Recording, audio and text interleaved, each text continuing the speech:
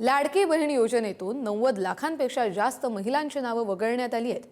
E-KYC प्रक्रियेनंतर सुमारे 80 लाख नावं वगळण्यात येत असल्याचं सरकारच्या वतीनं 1 महिन्यापूर्वी जाहीर करण्यात आलं होतं। ताज्या आकडेवारीनुसार ही संख्या आता 92 लाखांवर गेली आहे।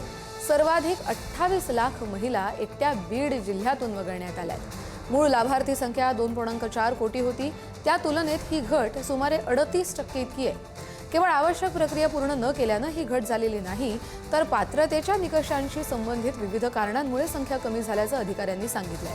आणि सुमारे 50 ते 55 लाख महिला या मुदतीत ई-केवायसी प्रक्रिया पूर्ण करू शकल्या नाहीत, तर 12 लाख महिलांचे वार्षिक कौटुंबिक उत्पन्न योजनेसाठी निश्चित केलेल्या मर्यादेपेक्षा जास्त होतं आणि म्हणूनच त्यांची नावं वगळण्यात आली आहेत। या सगळ्या घडामोडींसंदर्भातले अपडेट घेऊया आपल्या प्रतिनिधी शिल्पा नरवडे यांच्याकडून। शिल्पा,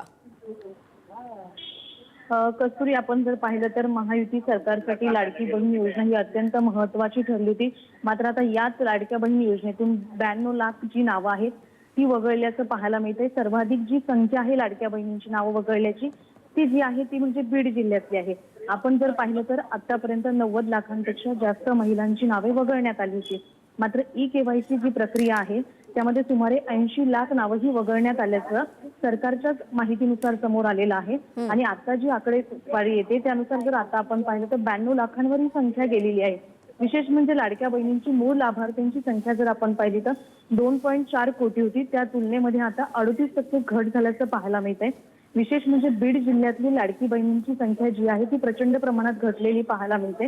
आता जर आपण पाहिलं तर 50 ते 55 लाख ज्या महिला आहेत मुदतीत ई-केवायसी प्रक्रिया त्या पूर्ण करू शकलेल्या नाहीत, त्यामुळे त्यांची नावं वगळण्यात आलेली आहेत। आणि 12 लाख महिलांचे वार्षिक कौटुंबिक उत्पन्न योजनेनुसार निश्चित केलेल्या मर्यादेपेक्षा जास्त आहे। त्यामुळे 4.5 लाखाहून अधिक महिलांचे वय 65 वर्षाच्या कमाल मर्यादेपेक्षा जास्त असल्याचं सांगण्यात येते। आता जर आपण पाहिलं तर ह्या ज्या महिला आहेत लाडक्या बहीण योजनेमध्ये बसणाऱ्या, ई-केवायसी असेल किंवा अशा वेगवेगळ्या प्रक्रिया ज्या आहेत त्यामध्ये बसत नव्हत्या किंवा त्यांची जी पूर्तता होती कागदपत्रांची ती देखील पूर्ण झालेली नाही, त्यामुळे हा आकडा जो आहे तो थेट 92 लाखांवर पोहोचलेला पाहायला मिळतोय। त्यामुळे आकडा हा मोठा आहे शिल्पा, महिला आणि आणखी आकड्यात भर पडते का हे देखील पुढच्या काळात पाहावं लागेल। धन्यवाद दिलेल्या माहितीसाठी।